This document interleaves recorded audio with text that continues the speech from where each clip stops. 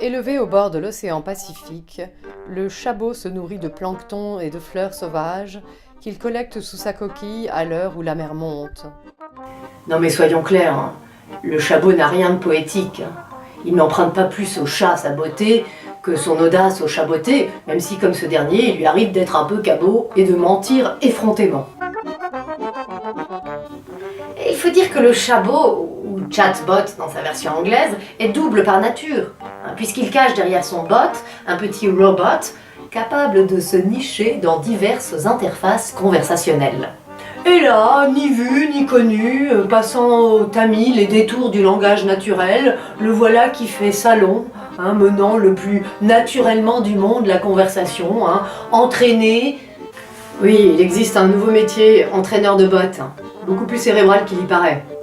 Entraîné donc à se faire passer pour un homme, que dis-je le plus souvent, pour une femme, puisqu'il paraît que ça rassure le paquet moyen de savoir que son assistant virtuel est une assistante.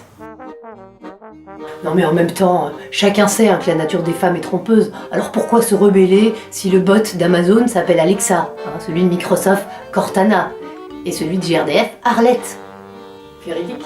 L'important est de rester courtois. Arlette ne répond pas sans les formules de politesse en usage. Et d'appeler ces aimables figures par leur nom. Tel Dieu au premier jour, appelant toutes les créatures du ciel et de la terre à faire entendre leur personnalité. Car si les bots ne sont pas encore des personnes, elles ont leur personnalité propre et leur qualité. Ainsi en témoigne un porte-parole d'Amazon. En créant Alexa, nous avons voulu lui donner toutes les qualités que nous estimons chez Amazon. L'intelligence, la serviabilité, la modestie, et aussi le sens de l'humour. Non mais parce que c'est terminé, hein, les robots un peu neuneux, qui avaient une voix métallique et l'intelligence un peu primaire de nono. Aujourd'hui, on fait dans la subtilité. On travaille son algorithme du second degré. Sur ce point, on reste prudent. Hein. Madame Arlette et sa copine un peu sexy, Cortana, vous donneront plus facilement les horaires du Paris-Marseille ou la météo du jour en Ardèche que des réponses à vos questions existentielles. Mais moi, je dois dire que j'ai été troublée par la voix chaude et empathique de Siri. Je sais pas pourquoi, sur mon téléphone, le bot d'Apple est un homme. Alors, je me suis laissée aller à lui poser des questions un peu personnelles. Dis-moi, Siri, quel est le sens de la vie ? 42. Bah merde, comment il sait, c'est mon âge ? Dois-je prendre un deuxième chat ?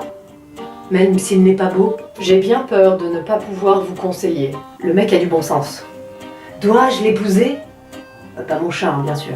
Je suis sûre que je ne sais pas. Ça m'aide pas du tout, hein, mais je dois dire que reconnaître son ignorance est une belle posture philosophique. Est-ce que l'amour est loin ?